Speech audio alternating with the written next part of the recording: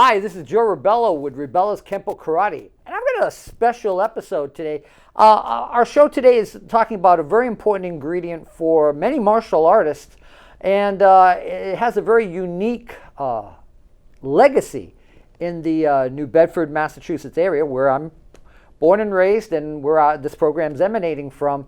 And it's talking about the legacy of macrobiotics and the legacy of Michio Kushi. And I'm here today with Carol Lauro. And I want to talk about, Carol, I'm so glad we finally got to do this, because we've been seeing each other several times. We kept saying, we got to do an interview, got to do the interview, got to talk about his legacy in New Bedford. And to finally have that opportunity is so meaningful. Laurel, the first question I ask, normally I ask my interviewees, how did you begin in martial arts? But in this case, how did you begin in macrobiotics?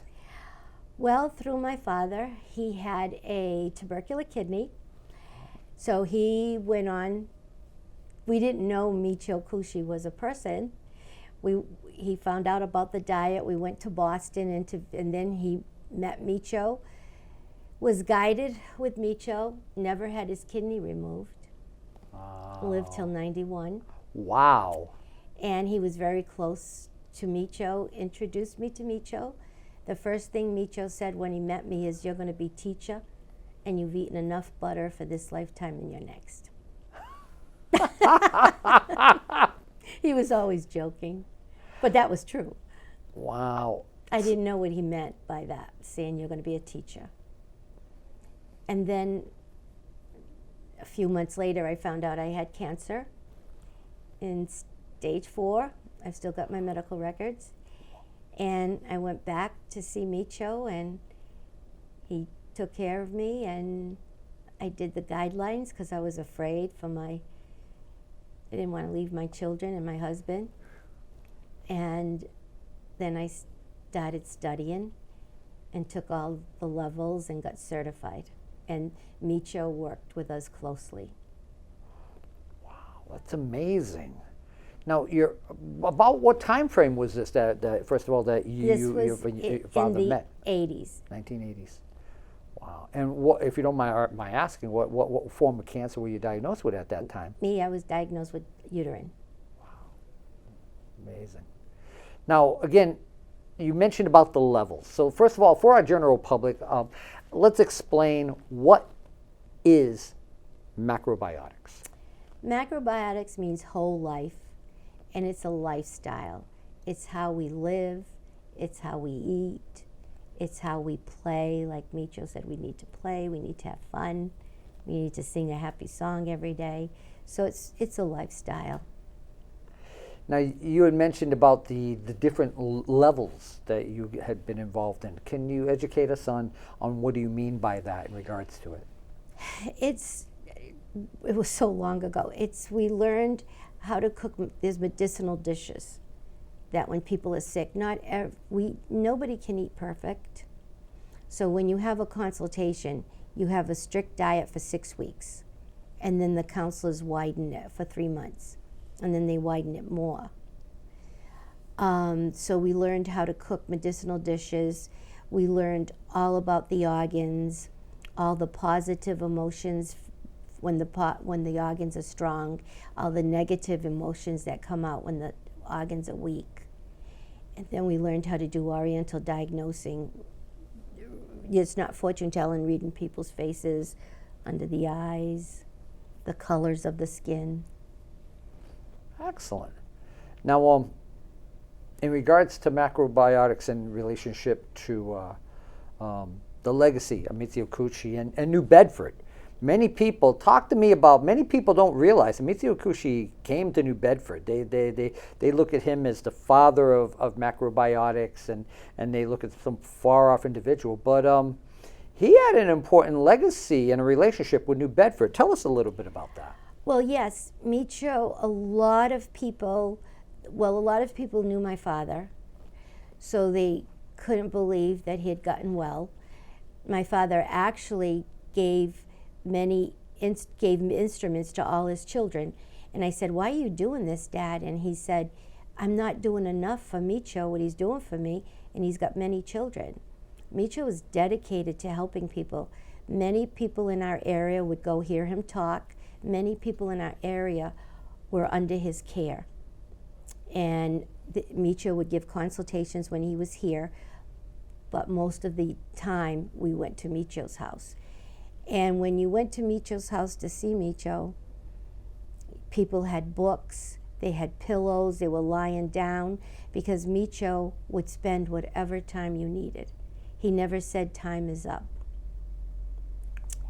And he was just a very humble, kind, caring person. And if someone was very sick and they had medicinal dishes and they were having a discharge or not feeling well, sometimes you eat well and your body starts discharging, I would call Michio and ask him what to do to stop the discharge, and Michio would tell me, call me back even if friend is better.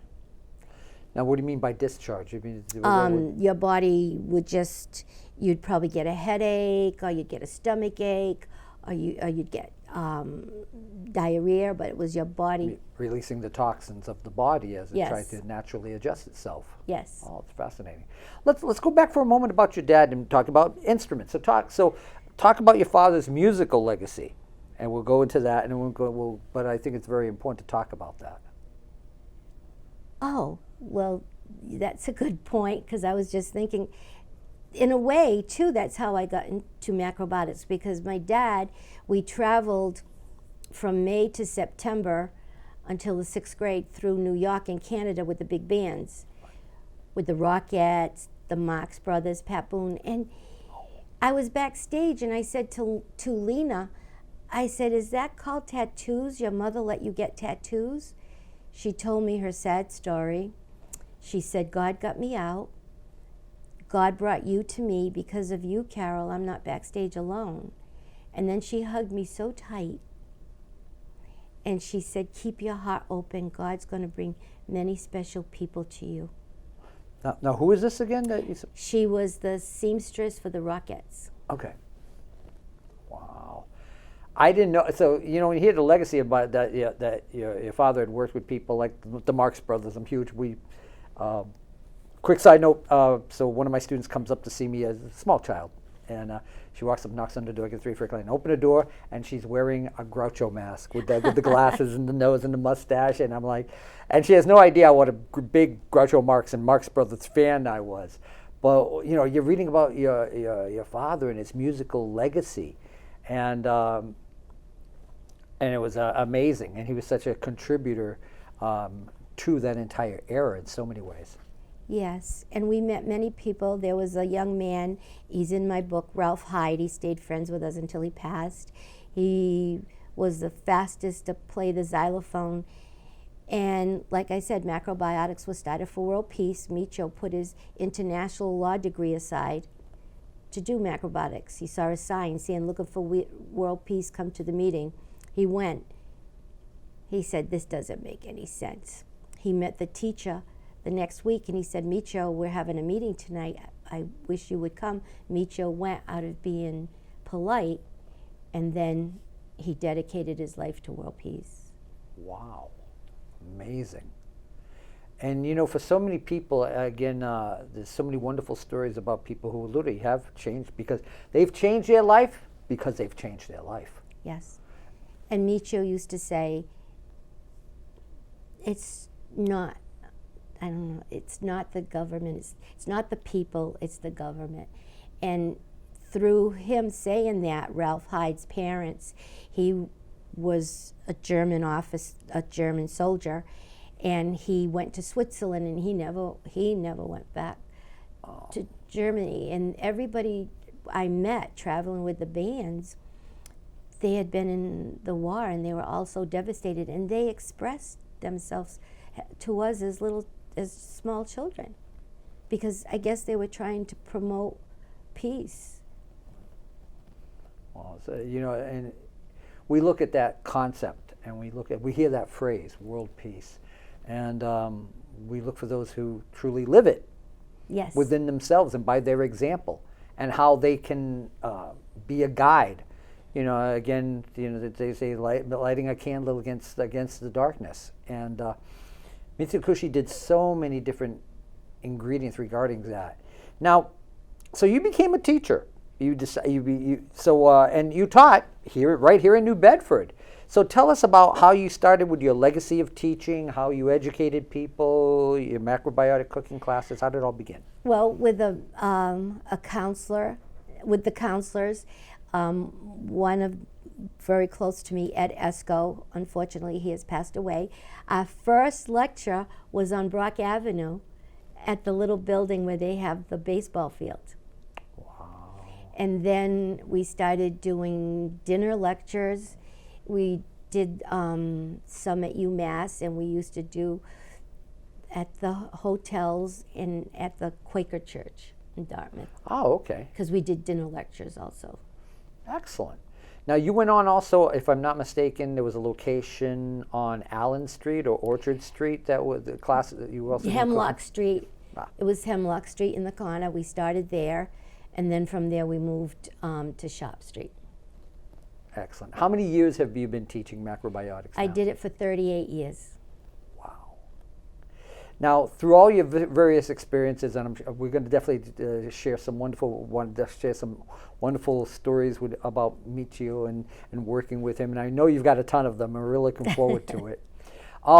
Through all your experiences, at one point you decided to write a book, and that book, again, as we have here, and I love it because when you look at the name of the book, you don't think it's what it's about. And again, being half Portuguese, and again being Portuguese yourself and whatnot, I found, first of all, the title of the book fascinating. Kale soup. I didn't want to put that, my friend Ed. I think it's I think it's wonderful. So for those of you who are not Portuguese, it's funny because one place that I'll visit occasionally is Olive Garden, and their big thing is their Tuscan kale soup. And I was like, and being Portuguese, I just was not into a lot of the ways that they made kale soup until I tried the custom kale, and I was like, wow, this is actually good. Now I like kale, and it's amazing what'll do that. But I love this. Again, kale soup, and again, my journey from music to macrobiotics. And when did you decide to write the book, and what was the motivation? Okay. Do you mind if I step back a little? By all means. When my dad was getting well, he actually studied under Michio himself. He would go to no, he didn't study like I did, but he went to his lectures. He would bring the papers home, and they would type them up the next day, and I would just read, and that's how I got interested. He said, you've got to come and see Michio. And my father actually became an acupuncturist, but never practiced it, just did it for himself. Right. I got off track. Oh, no, not a problem. No, we were talking about what was the impetus behind the creation of the book. Well, Michio would joke all the time and say, you should tell story, you should tell your story. And Ed Esco just pushed me to tell my story. And Michio thought it was unique, my lifestyle, and all the people that I met that had been in concentration camps as a young child. And he thought that was unique, so that's what made me write the book, to really explain macrobiotics for world peace. I got into it, yes, I was sick, but I got into it before I was sick, interested because of the world peace. Wow. Now, what year was this? What year did you start to write the book, and when was it published? Oh, I started to write the book, I can't tell you, it must have been like 8 years ago. No problem. So when was it finally published? It's already been 2 years in August, made Excellent. 2 years. Excellent. Now, so we talk about, and the reason I got involved in macrobiotics and initially was actually through Sensei Jack Leonardo at the New Bedford Aikikai. And the two people he would always talk about, he'd talk about Dr. Jarvis, and he'd talk about Michio Kushi and macrobiotics. And one of his black belts, a gentleman by the name of Charles Arruda, was very much involved at that time. And he was the other person who educated me to it. And I was like, okay, want to find out more about it. And then in recent years, my girlfriend expressed an interest in it. And I said, there's a woman right in New Bedford. And I said, you should check out her cooking classes. And she talked about this wonderful macrobiotic restaurant all the way out in Beverly, I want to say. It's got further, Berkeley, Beverly. It's up. Masau's Kitchen. Thank you. They used to come here. He is an excellent cook. He's in Newton. Yes, thank you. Excellent cook. Matter of fact, people still go there. Evelyn Arboon is his wife, was a macrobiotic teacher that used to come here and lecture. People go, when they go to Masau's Kitchen, they call me and they bring me food. And when I go, I bring people food. His food is top notch. Oh, it's wonderful, wonderful. Yeah, so she was adamant about going, and I'm like, yeah, let's go. And then we went up for a macrobiotic lecture or classes that were all the way up in the Berkshires. Yes. And I will never do that drive again, nothing against you folks, but man, I'm like pilgrimage to Mecca kind of thing, traveling up these rocky, and I'm like, I'm in Taiwan flashbacks where you would look off and see where the trucks and the buses fell down. And I was like, oh boy, yeah. But it was definitely worth the trip, fascinating. And yeah, I mean, it's a way of life. It's a way of understanding. So if a person wanted to get involved in macrobiotics, how do they approach you about a lecture? How does this all go Well, about? I'm retired. Okay. I had to back away. Okay. I had relatives in my family that were sick. They were all in their 90s in good health. Wow. But I wanted to be with them. Sure. So, but people are still calling me, and I have some counselors, Alex Jack, Tom Monty, that put his name on my preface, that did the preface. He put his name, not mine. Tom Monty, and I tell them to talk to them, and I'll sit in on consultations, and then I'll guide them on how to cook. So we're still doing a little bit of it. Excellent. Now, so let's talk about the legacy of Michio Kushi. And there are certain stories I had heard and different things. I always heard the relationship to music, that he would always talk about singing happy song, as you mentioned earlier, and now how your father and him felt a kinship because of that as well, because of. I don't really know why the kinship, but I'm close to Michio's son Louro. I went up to Beckett years ago, and at ESCO they give an award, but we all get it. Right. And that year I'd gotten it, and I didn't really know his son Larry that well. He's from California. He's a doctor that studies cancer. And I said to him, I was hanging out with him. I said, I'm going to send you a picture of your father. The last time Michio talked here, he talked at St. Peter's or St. Paul's downtown near the Zeiterion. I want to say St. Peter's. I think so, yes. But they've got the word heaven over his head. Oh, yes. It's in the book, the right. picture. So I sent it to him. Then I sent a picture of my mother and father with my father holding his clarinet. And he called me and he said, Carol, I didn't know that was your father.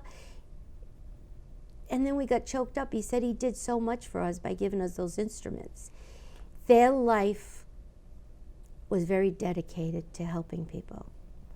And the music got them to be happy. They went upstairs, they played. Fia, Michio's son's still a musician, a teacher. And music was very important. The Beatles were close to Michio. I've got pictures of them at his house. John Denver. It's amazing. It's amazing when we look at the celebrities that became involved with him through the process, through macrobiotics, and how important it is at first for some people it seems so simple. Well, just follow a natural. It's far more than that. And yes. It's far more involved, far more detailed. And to watch various individuals who, like you mentioned, yourself and your father, both diagnosed with cancer. And Phil Carney in the book with 4 cancers. Wow. And to see them, their life change, and see them feel their body change, and feel the different processes that go through being involved in macrobiotics. And Michio used to say, it's not a miracle diet. God has a time for everybody. It helps people not to suffer. And it just makes your quality of life better. Now, when we look at the diet itself, we talk about, like, one of my friends jokes about the legends of brown rice. What are some of the keystones in relationship to a person getting involved in a macrobiotic diet? Like you mentioned about the strict program. When you're sick, it is strict. It's very strict. And a lot of times, like for me, myself, I stayed strict because I didn't want to leave my children and my husband. To the point where a counselor said to me, I would have made you think you were sick for 2 more years. Kidding. Gosh. But you just have to do like that. You eat, and then you eat 80% good and 20% bad. Macrobiotics isn't a very rigid thing like people think it is. Right. We go out to eat, we have I do, a squash pie, a blueberry pie, and a coffee, and Michio liked his pancakes. And I think one of the important ingredients we say is don't, like I've lost myself, I've lost 85 pounds. And people ask me, what were the ingredients and more water in your diet. Don't eat after certain times. I'm not going to go into the details of it because we're talking about macrobiotics. But it was, smaller meals, portion control. But with macrobiotics, I find it's don't put the key ingredient. Don't put dye in diet. Have an occasional treat, because if you're focused on being so obsessed with it that you don't allow yourself something that's a little treat for yourself, you'll never be able to stay with it. No one can. No, you can't. You have to be. And I have to say, when people were sick and they'd see Michio would say, "Have you eaten pies?" No. Have you eaten? And they would be embarrassed, and then finally they would admit. And he never said, what are you doing? He just said, beautiful, thank you for telling Michio. Reason this, so do this instead and see if that helps you stop the craving for what you're craving. It's a matter of balance, and sometimes it's not just our diet. Sometimes it's our lifestyle, it's how hard we work, or it's tension, or that can make you go off the wagon. There you go. And I'm sorry, and you also need, it's called East-West Center, because you need doctors. You need medicine. There's different illnesses, like you need to take medicine until your body gets stronger. So they call it East-West. Excellent. We talk about the legacy of Kushi Sensei, as is in the Japanese, being a teacher and being a guide, and he was such a humble person. And that created the motivation for a second book that you're involved in, and we want to talk about this as well.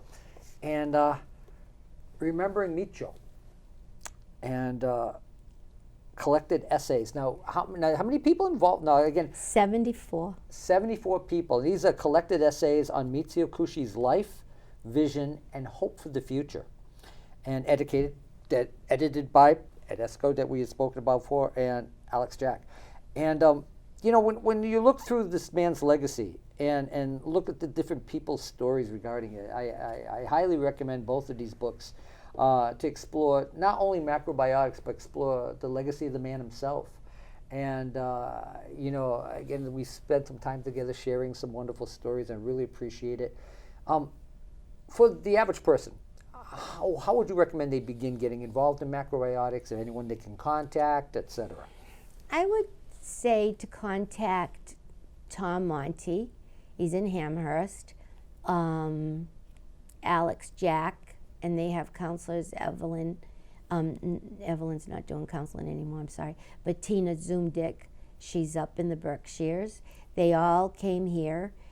And I would suggest to have a consultation with a counselor, and they'll guide you to what foods you really need to add to your diet and what foods you really need to remove, because everyone's different. Sure. Everyone's different. But the reason for the book, Remembering Michio, they wanted Michio to write an autobiography about himself. And he said, no, because it's Michio's opinion on Michio. He always talked like he was in third person. So he said, ask 74 friends in the world to write about their relationship with me. He specifically mentioned 74. Yes. Wow. Why that number? I guess because of number 11. Okay, enlighten me. I'm really not that sure, but he Okay. felt number 11 was a spiritual number. He felt the 91st Psalm was a soldier psalm, was a strong psalm. He was a very spiritual person. You know, and it's amazing. So many of us in the New Bedford area, like I said, I never knew until I started talking to people and getting to meet you. And I got to give thank you to the Dartmouth Senior Center, because that's where I met this wonderful woman. And Oh, thank you. talking about her life, and got to read Kale Soup, and got to read her talking about it. And I said, we have to do this interview. We have to talk about this legacy, because so many people have been affected. And if you're a martial artist and you're interested in changing your lifestyle, perhaps you've been diagnosed with some type of ailment, highly recommend exploring macrobiotics and looking at the legacy of Michio Kushi, and Carol's book as well, and enjoy these texts and find out a little bit more on how they can educate you and also enlighten you and hopefully assist you into the macrobiotic way of life. May I say something? Oh, by all means. In my book, I only wrote 51 pages. So you'll see Phil Carney about his cancers, Lino Stankiewicz, who's 90 years old, still teaching Tai Chi. Wow. He's from South Carolina, and he talks about what happened with him and how to chew and everything. Fantastic. Carol, thank you so much for taking the time. Thank you This for means a having lot me to me. come on. This means a lot to me. And I'm so glad that we can talk about your life and career. And again, check out Kale Soup and Remembering Michio and the legacy of Michio Kushi and macrobiotics. This is Joe Rebelo for Rebelos Kenpo Karate.